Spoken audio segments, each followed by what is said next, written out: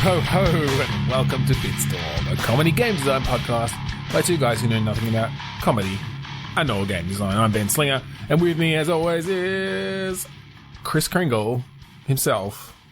Trevor Scott. Trevor Scott. The wickedly talented Tyler Scott. Hey, it's our Christmas episode. Actually, no, sorry. It's our Festivus episode. Yes. We're going non-denominational. Non-denominational Festivus for the rest of us. For the rest of us. Although, actually, we are going very Christmassy because we're going to do what we've done in previous years, which is one of us will have a list of Christmas words. That's where one of our random words is going to come from tonight for Click Pitch. And Trevor, do you want to explain the general idea of Click Pitch to those listeners? Yes, we each have a random word generator. Mine is literally random and Ben's is literally Christmas. And literally Christmas. Literally coming Christmas. soon to Netflix. We each take a word off those random lists. We throw them at each other. We come up with a game design idea. This time going to be rather holiday related. Mm-hmm. And then when the idea doesn't work, we throw it all away and we start all over again. That's it. So shall we begin? We shall. 3, 2, 1, click. Well, this is Christmas-ish. Party. Conventional. Conventional party. Is this conventional in the sense that it's at a convention? Are there Christmas conventions? Like people who are just way into Christmas? Okay, so I'm seeing this as like a game in which you're a party goods seller at a Christmas convention. Okay. So you're selling specifically Christmas party goods and services. Well, everyone needs napkins and like paper plates and all these sort of things. Party poppers. You can sometimes get in on the New Year stuff early as well. So you're thinking this would be the perfect time to sort of hit. So, is this a game? Is this a game where you are playing the manager of one of those like pop-up holiday stores? Maybe not. Maybe it's the convention for those pop-up holiday stores, like the trade convention. It's like, what am I going to put in my Spirit Halloween pop-up store this year, or obviously in this case Christmas or whatever? So is this a once a year trade convention, and so it's got all manner of holiday stuff? Are we going to sort of branch it out to everything? Yeah, I think you've got like down the line a little bit, you've got like the menorah pop-up stall. You've got down the other line, you've got like the fake Christmas tree pop-up stall. You've got a guy what I think behind you that is hogging all your power because he's got the lighting. Well, it's not. Yeah, these themselves aren't the pop-up stores. What I think this is that it's the manufacturers of this stuff. Yeah, it's the trade convention of all these manufacturers who want to sell stuff to the people who run these pop-up stores. It's like, you want to sell my brand of lights, of Christmas lights. Yep. All right. Okay, I don't want to make this a management game because that's boring as hell. I don't want to be picking napkin colors and stuff. So is this a character-based sort of thing? Yeah, it's a character-based thing with like some adventure game dialogue puzzle things. So you got to, convince the people that you're talking to actually buy the things. And then when you start realizing that no one's buying stuff from you, you start realizing that other people are spreading rumors around about the quality of your goods. And so you've got to try and investigate.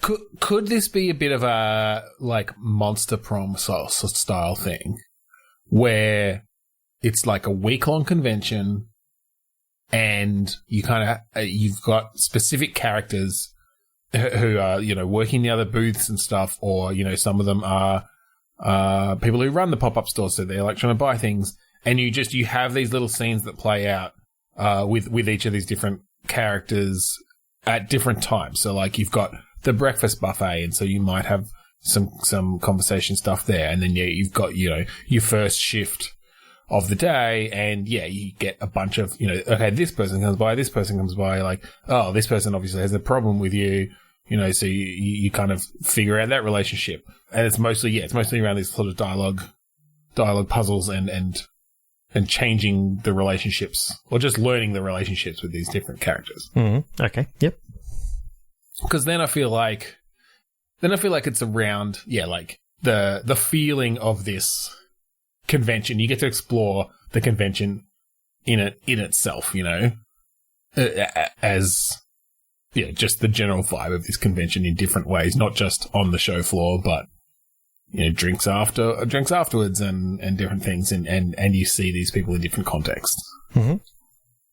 Okay, what else can we do with that? Like, I mean, Monster Prom is somewhat visual novel-y.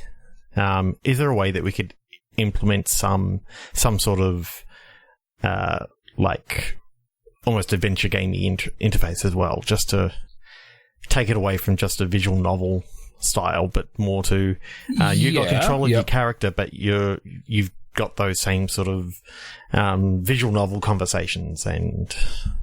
Yeah, look, it doesn't. I mean, that's really a stylistic thing in a way. It's still always just dialogue in the end. Yep. I think it just comes down to how you kind of select which conversations to have at different times, and then how that affects the overall game. So yeah, it could be that that you can either, like, maybe during the, like, on the show floor section, you can either man the booth and you'll get a somewhat random selection of people who come to you. And you get to have conversations with those characters. Or maybe you've even got some decisions to make at the booth that will maybe draw different characters towards you for different reasons. Yeah, slightly different layout of the actual goods that you're trying to present. Goods. You put out and therefore, goods, like, you pull different people based on how it actually looks. Well, and it could even be that a bunch of, like, all these different people run different types of pop-up stores, right? So there's, Jenny, who runs the Christmas pop-up store in Frankston. And then there's, funnily enough, a guy named Frankston who runs the Halloween pop-up store over in Caulfield. And then there's Caulfield. No. Maxwell Caulfield. Yeah. And so if you put out, but, like, so you can choose, because we said that you're doing party supplies, so you've actually got, like, different things you can put out. So it's like, all right, I'm going to put out my Rudolph the Red-Nosed Reindeer stuff, because maybe Jenny's going to come by, or I'm going to put out, my vampire cups that make whatever you pour into them turn red. And pending. And then you also have your, dreidels and menorahs for Hanukkah. So you get Kevin who runs the pop-up Hanukkah store. Well, yeah, and I think, and I don't know how deep you need to go into real details. It's more about just, you're like, okay, I want to explore these particular relationships, so there are ways I can do that. You could just go over to, like, because then some of the other characters are obviously, you've got, like, the woman who sells the Christmas lights. Or the lights, any light. Like, it's not just Christmas lights because they're selling to all sorts of stores. But so in that case, it's like, oh, hey, Frederick, man the booth. I'm going for a wander, and you go over and actually talk to some of the people specifically at the other booths and sort of move those relationships on. Yep, I think going with something I said earlier, the stall behind you, they're stealing your power. Well, you've allowed them to take some power, but they're drawing a lot of power right now. And you sort of, if you look behind, you see all these lights going off, and as they're lighting up, your lights are also dimming. They're drawing so much power that anytime that their lights light up, that yours they've got, like, a little demo that they're doing for people, and every time they do it, your lights start to dim. Yeah, and it's got, like, all this music going, and the speakers are literally right behind these thin walls. So that's another conversation that you need to sort of have to. Yeah, there's definitely there's that relationship always starts out a bit conflicted. Yep. But yeah, you can, and so and then I think it goes sort of standard adventure game / visual novel style things where it's just Yeah, and yeah, maybe you do go a bit more adventure gamey with some puzzles to solve as well, but I think it's also just a bit more down the path of relationships. Kind of altering the relationships and then seeing the different sort of scenes that can come out of that from a fixed set of people. Yeah, that's fun. 3 to 1 click. Yeah. All right. Well, I got the one and only Santa Claus. Knitting. Okay. Knitting Santa Claus. Is this a world where everything is made of wool? So it's like a Yoshi's Woolly World, but it's actually like Christmas Woolly World or something like that.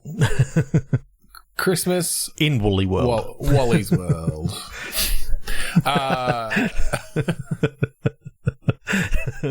So what? It's like this set in the 90s. Off-brand theme park. Yeah. In Eastern Victoria. Well, that's Wobby's World, but it's still... Oh, Wobby's World. That's what it was. Fuck. Yeah. Off-brand, which is even more off-brand, is Wally's World. Oh, Woolly's World. It's based in a Woolworths.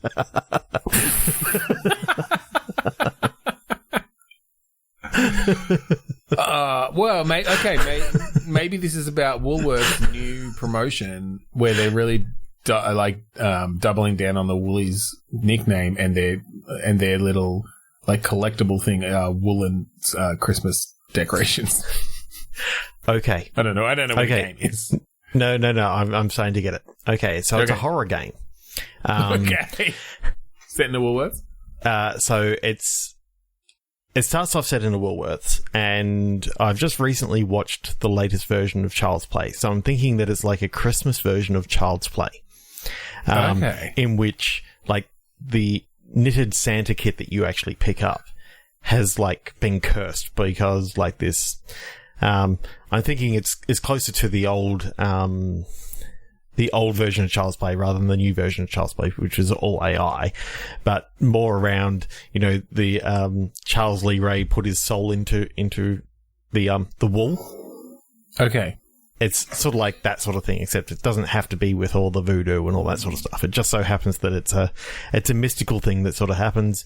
Your character doesn't actually have to know what happened, because I mean, they never really found out where the character came from in the movie. Anyway. Yeah, well, look, we can just take the inspiration from Child's Play in general of making it a horror game with sort of doll-like things, because I'm actually kind of liking this idea that all of the Christmas decorations on your tree, like there's a moment at least in the game, where like you walk into the room with the Christmas tree, it's dark except for the Christmas lights, flashing, changing colors, super tense, and all of a sudden, all the like little snowmen and angels and Santas and fucking polar bears on the tree, they all turn to look at you.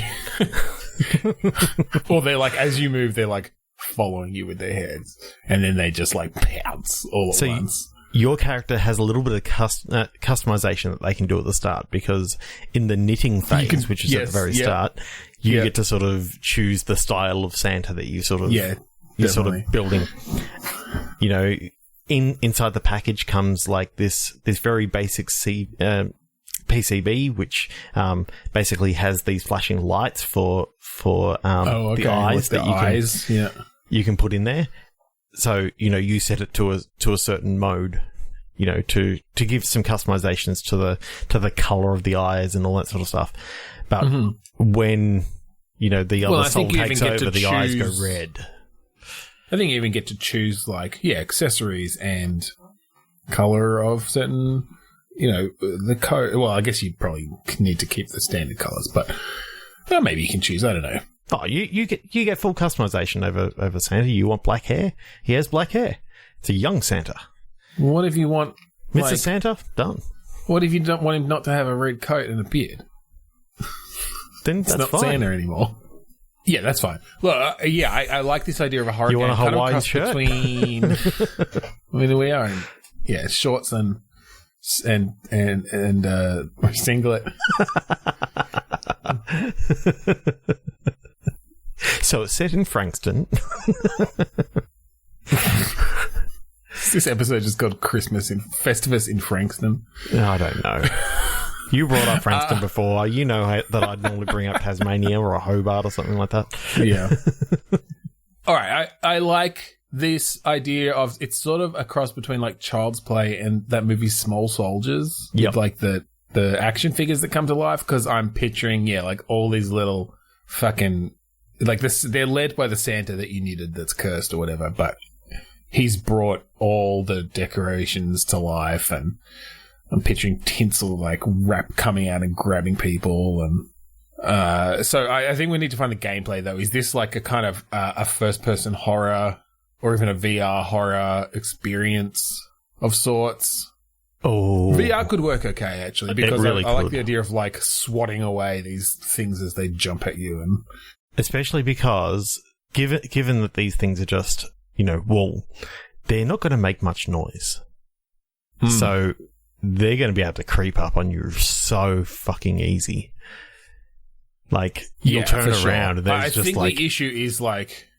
the only issue is how do you keep... Because if they're actually on you, like, it's really hard in VR to, like, pull things off your body as such or whatever. So I guess they'd maybe just hang back until you're looking at them, and they might pounce towards you and do some damage. You know what it is? You know those tiny little bells? Basically, every one of the Christmas decorations have one of those tiny little bells. They have little bells on them. And you hear behind you with the beautiful, pristine positional audio, you hear that little tinkle. Just a little dunk. Yeah. And you turn around and there's like Santa there with a knife. Yeah. Yeah, exactly. Rudolph beside him, just fucking teeth bared. Yeah. And then yeah, I think it's maybe using like environmental stuff to like, you can throw shit at them, you can block, you can grab a fucking plate and block stuff. Okay, so I'm picturing that you play a kid in this. So I think maybe you play a parent. I feel like it's going to be scarier if you're an adult, because it's even more insane that it's happening. Like, if it's a kid, you could kind of put it down to their imagination. Yep. I think you've got kids. Yeah, I think the kid has... There are some scenes. The kid has like a toy or something like that they're continually talking to. So you bring that toy into your you confiscate the toy off the kid or something like that for some punishment. But then they're not going to sleep on Christmas Eve. Yeah, but so then the toy starts talking to you and saying you got to watch out. Like, you better not cry. You better not cry. You better watch out, I'm telling you why. Santa Claus. We did this last year, didn't we? Yeah, but... Bringing you down. Yeah, but this knitted Santa Claus is coming to take you down, sort of thing. Yeah. But it turns out that in reality, what's actually happening is the Santa Claus is actually coming to take out the toy. Because okay. I'm thinking that the toy that you've actually got is like possessed by Satan or something like that. Okay, and I like this idea that... Okay, because I'm just thinking of the mechanics of this. But yeah, this sort of happening near the start, and you have, like, as part of the game, this toy, we should figure out what it is, but it's... Oh, is it an elf on a shelf? Yeah, it's an elf on the shelf. I was about to say it's fucking creepy elf on the shelf. But it has you put him on your shoulder, right? And this is VR, so you sort of pick him up, place him there, and then you're always just hearing him in that ear, talking to you, like it's sort of a bit of a devil on your shoulder sort of thing. Yeah, or and just giving you exposition and stuff. And at any point you can reach up and grab him. Like if there's a conversation going on between you and him, you can like grab him off the shoulder and put him in front of you and see him and look at him. And then before you move on, you sort of put him back on your shoulder. Or there may be some parts of the game in which, you need to put him up on a shelf so that he can actually help you. By saying, I can see such and such is something's happening over here. Can make sure that you put down some salt over this side or something like that. I wonder. Actually, it could be I wonder if it's like a horror tower defense game in a way. in that it's a series of going through these different rooms and stuff, and in each of them, you've got a little bit of setup time where you can sort of place down traps and stuff, and then you just get this deluge of fucking ornaments and Christmas dolls and putting down some glue so that the ornaments get stuck to it. And so you've got different things, and you can maybe upgrade them as you go through the level. And it's relatively straightforward tower defense mechanics. But you've got that elf on the shelf, and you can maybe even strategically place them where he can tell you when they're coming, because they're going to be coming from different directions. And I think maybe you've got some, because you have to maintain your towers and this sort of thing. You've got to sort of be spinning your plates a bit. Yep. Yeah, that could be really cool. This sort of ominous Christmas themed tower. But then halfway through the game is where you start realizing that, these toys are actually heading after the elf on the shelf. And I'm thinking that in this particular game, like, this isn't the only elf on the shelf in the house that you've actually got. Basically you've hidden all these elves on the shelf within... Yeah, you've really bought into the bullshit. Yeah. Yeah. Oh. And are they all possessed? Is it just that all elves on the shelves are possessed? I think in this case, you've got the ringleader. Okay. And what he's been able to do is actually sort of like a hive mind. Hook into all the other ones. Jesus Christ. And so the last few levels, like, you're actually fighting off, like, it switches around. You finally get to talk to Santa away from the elf on the shelf, and he's like, no, man, you got it all wrong. You got it twisted. We're here to fuck up this elf. Is demonic. Yeah. Ho, ho, ho. And then just as you're about to take him out, that's when you've now got tower defense against all the elves on the shelf from within the neighborhood. Oh, God, they just all come. They're, like, pouring through the windows and stuff. Oh, yeah. Yeah. Well, and I love that for a tower. Like, I like the idea of those tower defense mechanics, but with a much richer narrative sense to it. Oh, and the exactly, and the general just feel of being swarmed for sure. Yeah, that's cool. I love it. 3 to 1 click. Nice. Yeah. Fucking elf on the shelf. They're horrible.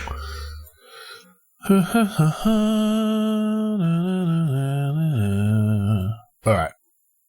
Workshop. Hyena. All right, this will be an interesting one. So workshop obviously comes from Santa's workshop. We don't necessarily have to use that.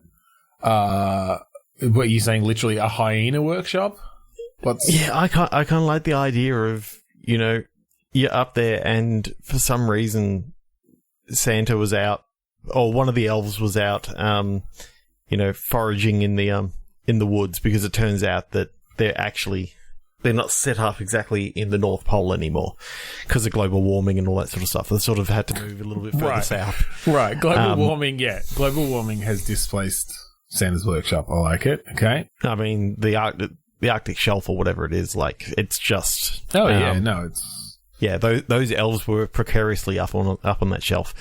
So they moved further south. I'm thinking into, like, Norway or something like that. And it turns out, like, there's... as they're foraging in the woods or whatever, they find, and it's kind of unlikely for it to be here, but it's a hyena, and it's been hurt. Okay. Oh, okay. So, all right. So it's literally, they bring it in, and I think it's a young hyena. Has it escaped from a zoo or something? Because that's definitely not like their habitat. Yeah, I'm thinking escape from a zoo. It's been, sort of hurt. It's quite young. Got caught in a bear trap or something like that. So yeah, is this a game about you teaching this hyena to become one of the crew that pulls Santa's sleigh? Not pull Santa's sleigh, but maybe one of the crew that loads Santa's sleigh. Because I think... Okay, why is a hyena better for loading than pulling? Because the sleigh itself is too big, and it's not a reindeer. I mean... I know, but it's an animal. Okay. Then if we're going to do that, then for some reason they've they've decided to try and hide the fact that it's hyena by putting reindeer antlers on it. Just try to substitute it in there for fucking Prancer or something. Well, maybe this is going to... You come in one day and the hyena's eating Prancer and you're like, oh shit. That's how you find it. That's how you come across it. Yeah. Oh no, then I think it's that you've been looking after it for a while in secret, and then you're sort of like, oh shit, I can't get found out for this. Okay, just rip the antlers off of Prancer and chuck it on the hyena.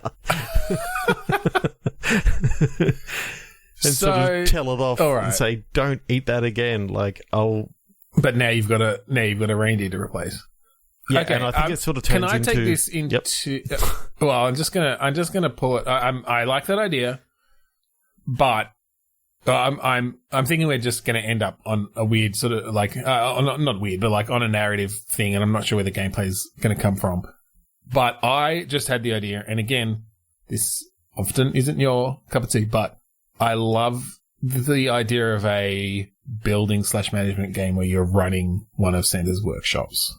So the like having to place down all you like. So the first game today, you said it would be boring to have a management game, and now you're going, oh yeah, let's do a management game. Well, that was that was for. I don't want to manage a fucking trade show for napkins, but if I can hire on elves to make Santa's toys, then that's fun. What I'm saying is that some of the event, like Santa's workshop, can't be just. Like, he can't just have one. There's too many toys to make, right? So he actually has locations all around the world. Okay. And so you get to, like, build up these different... You're in, like, a satellite location of Santa's workshop. They're the first fucking set, like, African, okay, please tell me... One of the ones you have to do is in Africa. And hyenas are a threat. And also you can train them to become, like... guard dogs.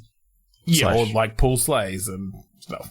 Okay, so are there districts? So within each country, because, it turns out that it is actually feasibly impossible, or it's not feasible for Santa to go around the planet and deliver all the gifts. So there's like 2 billion kids in the world. Each country/state, depending on how many people in the country, like... It's sort of divided up into districts, and this happens to be an African one, you're saying? Yeah. Well, at least just... That's where hyena comes in, is that when you are working on the African... Because I think you get, like... You can choose different locations. Like those management games work. It's like, all right, this time we're putting you in charge of Santa's African workshop. The DLC later on being the Australian one with Kangaroo Jack. Yeah. Yeah, totally. And yeah, so like one of the random events that can happen, a hyena's eaten one of your reindeer. Because I think I wonder, and part of the reason I like this is we can kind of dig into the logistics of how Santa could work in this situation. Are there regional Santas as well? Like, 100%. Yeah, so each district has their own set of maybe that's part of it too. Maybe it's only reindeer for the parts of the world where that's appropriate. So maybe in Africa it is fucking hyenas that you have to. And because I'm just thinking, right, you've got a year basically, and that's what's going to make this a bit different than other management games, because those are often like, you need profit and loss and you need to be making money. No, this is just about you've got until December 25th to have everything in place. Okay, set amount, like a quota of toys made. You need some sort of vehicle, some sort of animals trained up to pull it. Yeah, and that it's how you go about that throughout that year. Okay, so what I'm thinking is let's change something that happens that Santa doesn't just make toys. He also goes around and does like lots of shopping. Because, a lot of Santa stuff is brand name stuff. He doesn't make, a Nerf Super An Soaker. Xbox. Yeah. He doesn't make an Xbox. He doesn't make a PlayStation. So I think the value that he has to go out, has to, maybe do some jobs to get extra money to be able to afford all these PlayStations and stuff. So there's some sort of charitable things that he's got to go out and try and get funds for, if you know what I mean. All right. So during the year, you're saying Santa is some sort of like entrepreneur. Yeah. Somehow getting funding while still making things. Like, as well. Like his elves are making things, right? Like Santa himself doesn't make them. So he's employing, you're playing the manager of the workshop, whether that's the district Santa or not. But you can send, like Santa can go out and sort of go on missions throughout the year that will bring in grants and bring in funds, and then you just have to like order stuff online. So I think the leader of the manager of the workshop is actually called the SC, the store coordinator. Okay. He's also happens to be the Santa Claus, but they just call him SC for short, sort of thing. Yeah. So it's more around, you're the coordinator for this place. All right. So, because I'm trying to make it not boring. So I think it's along the lines of, okay, based on the demographics of this area, you're going to need like, this many toys for, at least 35% of them handmade toys, 62%, bought toys, or ordered from around the world, and at least 3% is coal. They're just getting coal, so you need to somehow maybe you have to mine the coal, or invest in fucking. I wonder, can you make the choice of like, well, we're going towards renewables. We can't give coal. You get a solar panel because you've been naughty this year. There is 100% on the wall, like a counter of how many Christians there are in your country. And because it's only Christians. Are we going the full on like? But Santa Claus isn't a Christian thing. No, but I mean, I know that it's also like it's a very like white first world. Like not every country has it either. But I think I figured we're kind of going down. Well, I was going down the idea that there's actually missionaries in place who are trying to convert these people in the area to... Well, okay, let's not say Christians then. Can we just make it like believers in Santa? Okay, yep. And yes, you can send out like elves on a mission. Clausians. Saintnickologists.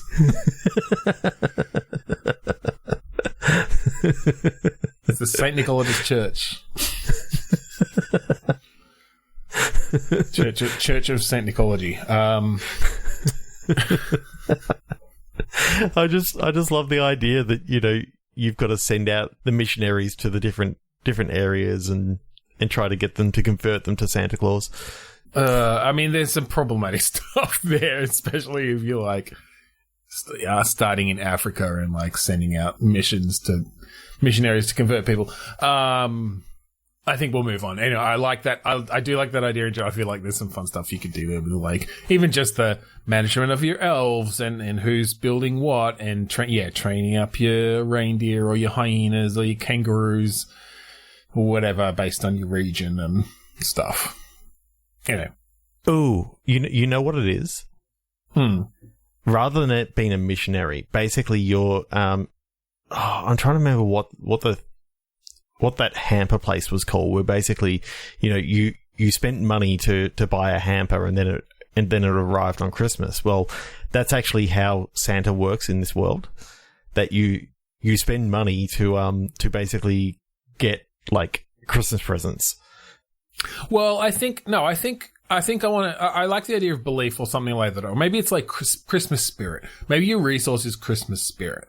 Okay. Right? And so you're not necessarily converting people, but the better you do in a year, the more Christmas spirit you have to spend next year because you've improved people's spirit based on your performance. Yeah, if it was shit presents, then the belief has sort of gone down. So make sure. Well, but it's sort of making the most with what you've got, and so you pay elves. Elves are happy to be paid in Christmas spirit. That's their currency.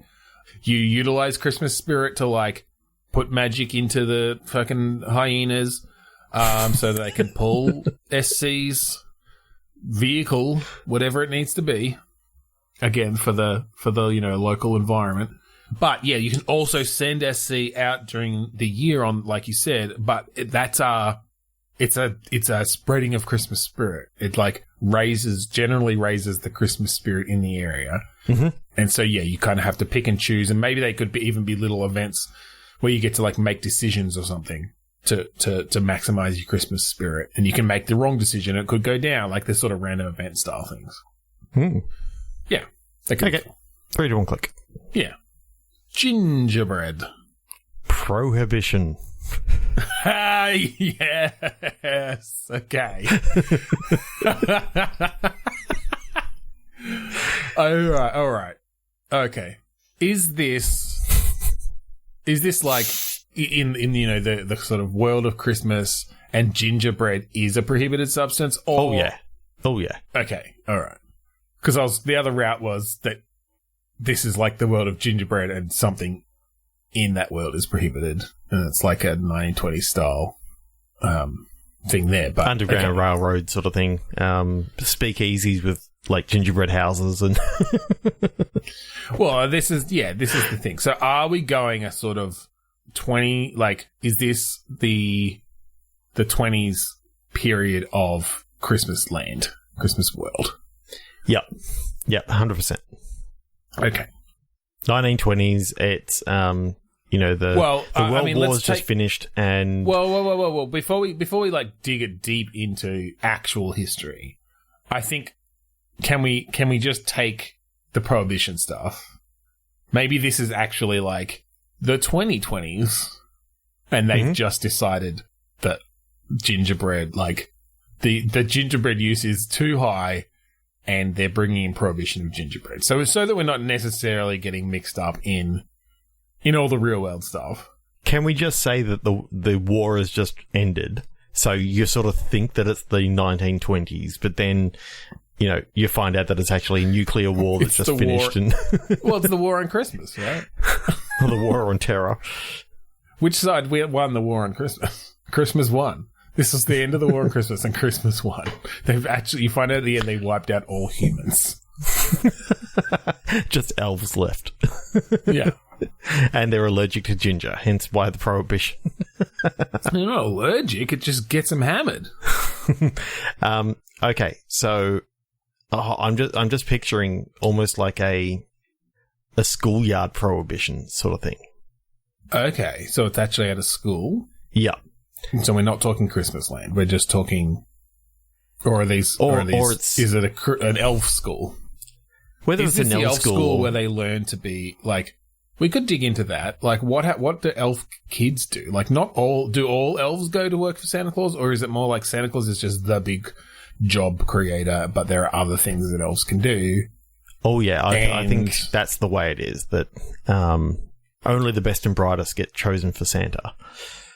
For the multitude of different Santas over the world. Either that, or it's the other way where you're just expected. Like, elves are just expected to go work for Santa, but actually it's not like a great job. It's you make it comfortable enough living, but it's pretty tedious work, and it's hard to get promoted up, and mostly it's just they need lots and lots of elves working on stuff as the population grows. And so maybe your character is like, well, I don't want to do that. Like, I want to do something better.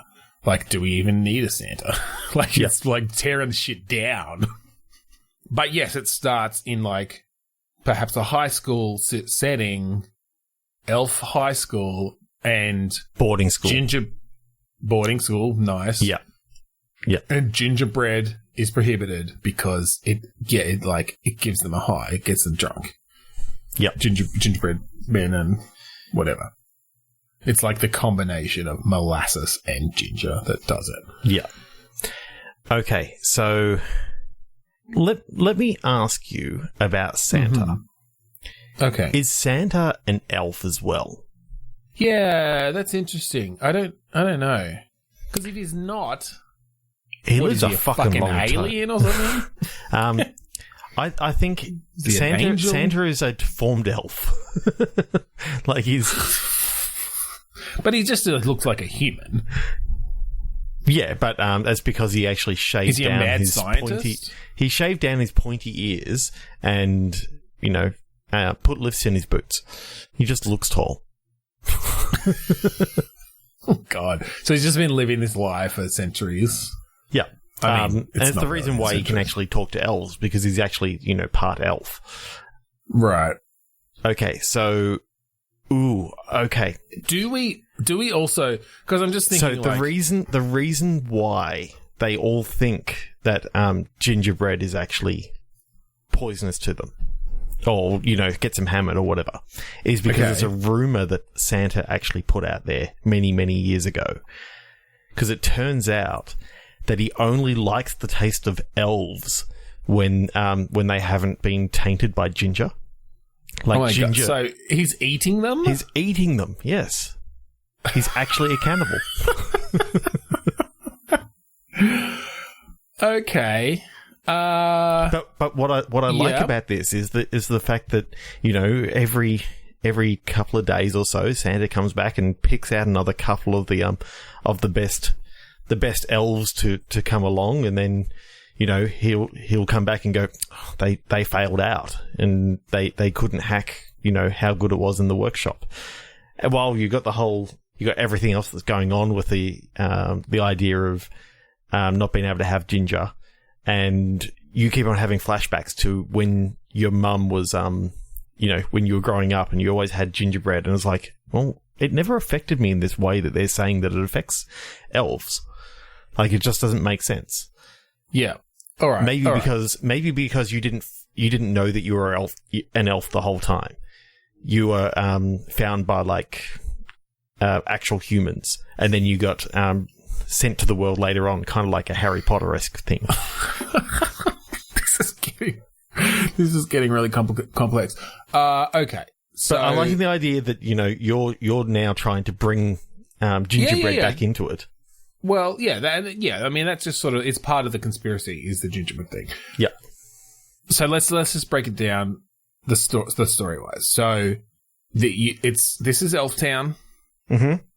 The vast majority of elves go to work for Santa, presumably because he just is making so many toys and needs them. But actually, it's because he has a taste for elves. Yep. And needs to make sure he's got a good supply.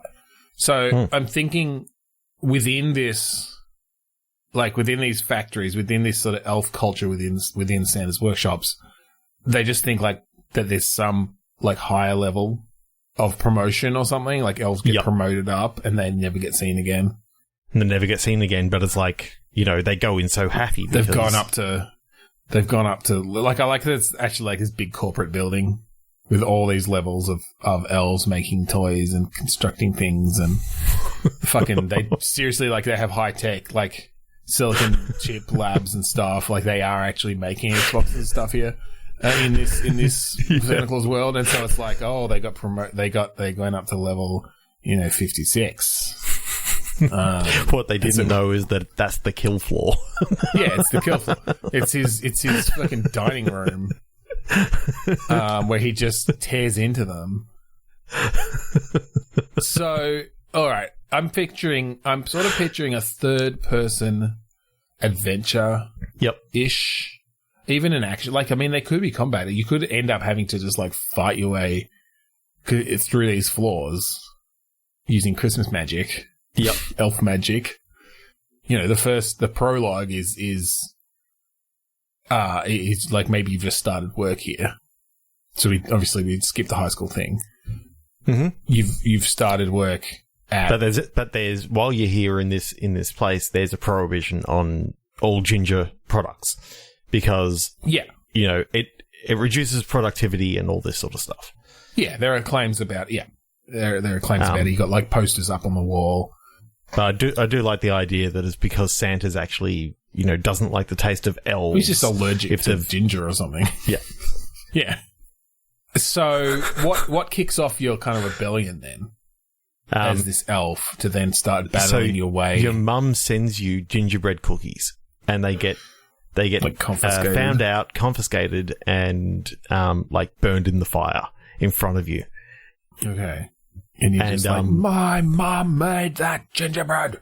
But literally, Fuck you open it up. You open up the box, and there's like this picture of your mum and this note and all this sort of stuff. So it's a really loving. Sort of thing, and they throw the whole thing in, and it turns out like this box has been in your family for generations, and it was the only thing that you had left of your grandfather. And but wouldn't you just quit? Like, what's the impetus for like fighting your way through 50 floors of Santa's workshop to get to the fucking dining room? Like, maybe it's more that. Okay, he's thrown like all the gingerbread cookies into the fire and confiscated the box. There you go. So all right, you need to get the box back. I wonder if there's, because I think there needs to be something more personal here as well. So like perhaps you've got a friend or a potential romance or something in, who works here as well, and then they get like promoted to up to floor 57. Yep. And so now you start like snooping. Yep. And maybe that's the point when, like, I think this gingerbread being found and incinerated is maybe the turning point then, but you've already got your suspicions, and you've already sort of... Some of the suspicions come from the fact that you actually shared your gingerbread with this person. So therefore, you actually find their body, like tossed in the trash sort of thing. Oh, because Santa couldn't eat them. Yep. Yeah, okay. Big bite taken out of them. And you find a big, long, like, curly white hair. Well, I think maybe the fact that it's Santa Claus doesn't come out right away.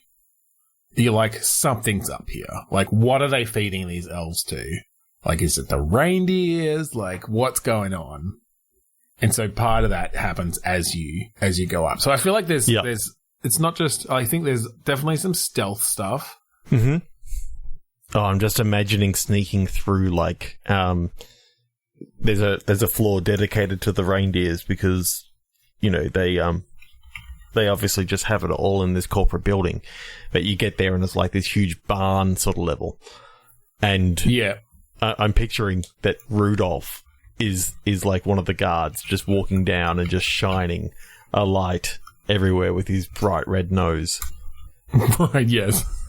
And how creepy that would actually be. And you just hear this clunk, clunk, clunk. Yeah, that's really cool. Kind of like sort of Alien Isolation in the way of... Yeah, I can definitely see some like tense stealth moments. Yeah. And then there's just some pure like, you've got your fucking candy cane minigun or something. You just take out a whole floor through full of elves. Who are complicit. These are the elves who are like in the higher floors. They know what's up. They're helping the cannibalism of their own species. So fuck them. Mm-hmm. Yeah. Okay. And then you have the big showdown. You get to that room and you see that Santa has like shed his jolly disguise and is just this fucking like being with a huge toothy mouth. Mm-hmm. Like he's an alien or something. His mouth just elongates and elongates and elongates as he like tries to take a big bite out of like a handful of elves or something like that. Yeah, I think you finally walk into this room and you watch Santa come in and then just shed his skin and fucking, full on teeth coming out of everywhere. The second that you said shed his skin, I just had the song Shedding Skin by Pantera running in my head. That's playing, yeah. Shit. God. right. Well, we've had Cannibal Santa. I'm not sure how we can beat that, but let's do another. So click. Snow. Genie. Or genie, basically. Plural of genie. Oh, okay. Multiple genies. Yep. Genii. Okay. A snow genie? Is Santa a genie in this world? Or is this something different? I think actually what has happened is, like, there is a genie who has been, like, captured. Okay. By, like, I'm thinking sort of like the United Nations sort of thing. And Okay. Either the United Nations or Coca Cola, and they've created like this myth of Santa Claus that gives all these presents to all these kids. But really, what they're doing is making this genie like produce all this stuff for the kids. I do like the idea that Santa Claus is a genie imprisoned by the Coca Cola company. Yep, and forced to play out that myth for marketing purposes. Yeah, that's cool. So, right. You know, the whole thing in the 1950s, like when Santa Claus first came about, I'm picturing that there was, you can sort of show like 7,000 years ago, there was like this, genie who got trapped in a bottle and then got unearthed by like the CEO of... Can this be one of those games where it's kind of like an Orwell or something where it's all set on your like computer? Okay. Yep. And you're working for like some government agency of maybe like not even in the States, like you're working for MI6 or something or whatever, whatever. And you're an analyst. Mm-hmm. But some clues come to your attention around Coca-Cola and different things and basically and how something in the 1950s all of a sudden changed and all the kids started getting toys from this mysterious character, Santa. Yes. What actually came down in Roswell, New Mexico was a genie's lamp. But why did Coca-Cola get it and not the United States government? Because they're faster. They fucking paid him off or something. I'm just trying to think of how this person would kind of even be researching it, in this sort of sense, mm-hmm. and find out about these things that happened in the 50s. But yeah, I like the idea that you basically are uncovering through research and contacts and things going on just on your computer, and uncovering this conspiracy, this supernatural conspiracy, about Santa and Coca-Cola. So I think some of the questions that are going to be asked are, why is Coca-Cola, actually making the genie give all these free toys to all these people? It just doesn't seem quite right in, them wanting to sell more Coke. Well, but how much Coca-Cola has the Santa myth sold just from the marketing rights? Yeah. And maybe it's just that they for some ridiculous reason they realized we can't just make up this jolly old Christmas icon. The parents are never going to actually get in on this for marketing reasons. We've got to actually make it happen. It's never actually going to work that the parents just give the toys to the kids. Well, maybe sorry, it's kids, even if you're listening to this, that's not what happens. There's just this world.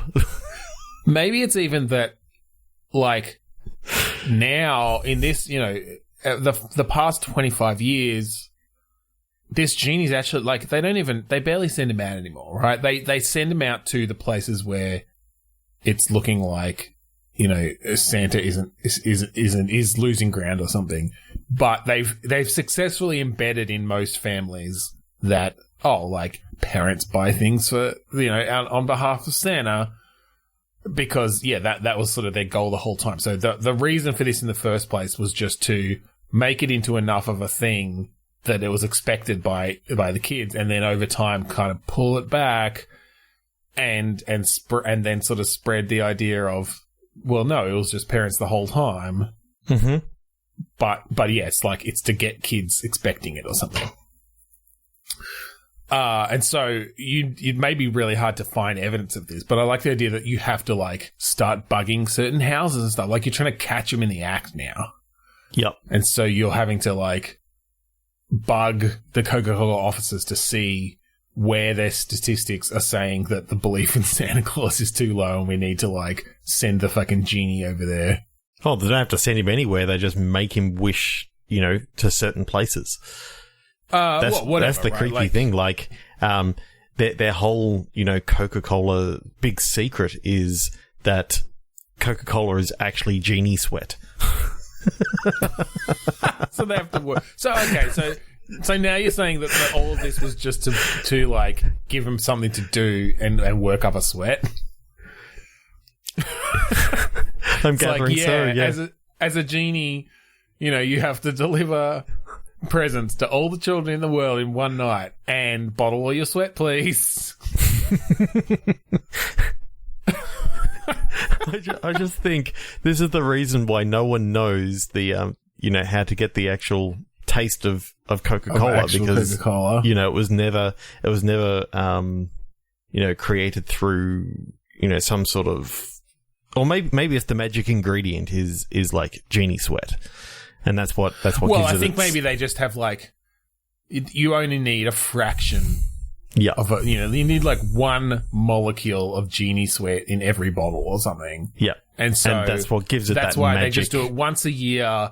It ups their supply of the genie sweat, and that lasts them for the rest of the year. Yep. But that's also why they were never able to, trademark the actual Coca-Cola recipe, because then people would know that they've got a genie. Yeah, well, and I think in this world, like, genies maybe aren't all powerful, right? Like, they're not. I think they're just a magical being. They're an endangered species that, have been put on the watch list for many years. Sure, yeah. So they're magical beings that everyone knows about. Well, I mean, there's the mythology of them. Yeah, mythology of them. In the high levels of government and, like, the fucking, skull and bones clubs of the world of all the billionaires, they're like, yeah, fucking genies are real. Like, Coca-Cola's got one. That's how they do it. Yeah, you know who else has got one? Google. How else do you think their search engine became the most popular bloody thing on the planet? Ask Jeeves should have won. They actually, like, they turned, they've got genie teeth in all their computer chips. Just ground up genie teeth. Yeah. So they've got their genie doing a whole different thing, like just drinking milk constantly to make, like, sprout new teeth. It's disgusting. So yeah, there's this whole, like, disgusting genie slave trade amongst all the billionaires in the world, because that's how they keep their companies going. Yeah, and on top, and then you're uncovering this as, and I think it's a strictly American thing. Like, I think maybe genies are native to America. This breed of genie. Okay. Yep. And so as a fucking is it MI5 or MI6? Well, I guess they're two different things, MI6 right? is your James Bond, and MI5 is the it was CIA, previously right? The highest level that they agreed that they had. Turns out that MI6 is actually a level of spice that they do actually have. But is that just in James Bond? No. They actually have MI6 in real life. It's just I don't know. None of them have license to kill. Foreign Intelligence Service. Okay, so it probably is MI6 then. Yeah. Because it's overseas intelligence. So, yeah. Okay, or it's MI7. They're investigating magical. Oh, yeah. Sure. Oh, there was an MI7 though. It's like military intelligence. MI8. MI8. On its side, because MI Infinity. Yeah, okay. There's no MI8. Yeah, okay. MI Infinity. So, yeah, I think you've got You've got like high tech bugging and cameras and stuff that you can put out. So it's not just, text and whatever. You've got some, you've got some sort of actiony sort of stuff. Like you can maybe do a stakeout or whatever, and you've got different stuff going on, at different times and text messaging and phone call even and stuff. But yeah, it's all happening from your desk at MI Infinity. Yep. Maybe it's MIB. Is it MIB? No, that's the slightly different one for just aliens. Okay, so you've been sort of asked to check into this this whole Christmas thing. Just doesn't quite make sense to what I'm picturing is going to be. You know how MI6 has like M as like their leader. Yeah. This one has G as their leader. Okay. So G basically says to you, you need to look into this. Something isn't right. Oh, I kind of like the idea that this is maybe almost a cold case. It's like a cursed case. Like, 'cause they've had so many different agents look into this Christmas thing. It's this weird, it kind of spreads around, but it's mostly focused around the US. Like, why is the US, this whole Santa thing? And so you've got this kind of backlog of evidence that you can maybe like search through and get different stuff to pull out into your investigation. But and I think it shows back in like the 1950s, and it's like if you ask any of these parents, they all remember having Santa coming to their house and giving them Christmas presents. You've got like notes on it like mass delusion ? Like Santa didn't actually begin until like the 1950s. So how is this possible? Like overnight he became a thing. Yeah. And it's just a marketing statement, and it's all about this sort of question. Yeah. What I'm picturing though, you've got all these different agents who have worked on it over the years, and you've got all their past what I'm picturing stuff. Though is like you find out about genies in this, and then, you find out some stuff about them, and genies actually have gold eyes. I'm thinking that's the only way that you can actually, like, they look kind of human-y, but they've got gold eyes, and they obviously have some sort of magic thing. Yeah. End of the game, G, sort of takes out some contact lenses, and he's got the gold eyes. Okay. Because I thought you were going that way, yeah. Yes. Of course you did. But I just like the idea that the reason why he keeps on putting all these people on is because the Coca Cola genie is actually his mate. As in, like sexual mate. Sexual, partner. Reproductive, yes. Yes. Right, okay. And they've been separated for millennia. Oh, well, separated since the 1950s when, I thought that might just be when the resurfaced. Okay, but all right. The other one was kidnapped in the 1950s. After Roswell, New Mexico, in the 1940s. Yeah, well, they're just going on a joyride. Yeah, that was a joy. That was it. They were a whole new worlding it. But then they hit something and came down through the atmosphere, and the government picked them up and didn't know what they were or what to do with them, and then in 10 years later, in a fucking government fire sale of old shit, Coca Cola picked it up and it went from there. What I kind of love is, though, that no one also knows how long G has actually been in his position. As far as they're concerned, he's just always been there, and he's like a legend around this place. I think most people don't get to meet him. Yeah, yeah. But I just love this idea of that's the reason why he's actually got a personal stake in this, which is why he keeps on trying to send people into the cold case to actually work on it. And the fact that your character actually can get some more information about it and that sort of stuff. I think your character finds like a strong lead early on that's never been picked up on before, and then that kind of lets you unravel everything by going through all the rest of the unravel it like a shitty Christmas sweater. Yeah, exactly. Just unravels like an ugly Christmas sweater for sure. All right, cool. That's not. I feel like that could be really fun, especially if at the beginning you couch it in just like nothing Christmassy at all. Yeah. So you're not, and even as you get into it, it's like Coca Cola has this weird magical being, and blah blah blah, and then a third of the way through the game, it's like, oh my god, this is fucking Santa Claus. I'm investigating Santa Claus. There's a genie. What the hell? Yeah. Yeah. That's cool. Oh, I like it. Like it a lot. All right. Well, I think we're done. I think that's our Christmas episode in the sack. Santa's sack. Presents. Merry Christmas. Or Happy Holidays. Or whatever it may be to those listening. What do I do here? Oh, yeah. If you want to find us online, including our last couple of Christmas episodes, I think this is probably our third one now. We'll go to podchaser.com/bitstorm. You can go there. You can search for the last episode, the other Christmas episodes, or just go back through the backlog. Leave us some ratings and reviews. Tell us what you think. Give us ideas.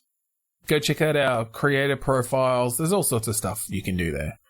We're also part of the 8-Bit Collective. This is a group of podcasters revolving around pop culture here in Australia. Go check them out at 8bit.net. There's a bunch of other great podcasts there, and they're just great people that we really like a lot. So, Ben, do you like video games? I'm a fan. Do you like podcasts? They're okay. Then why don't you check out the Australasian Gaming Podcast Network? They're a group of like-minded individuals who mostly have video game-related podcasts or other gaming-related themes.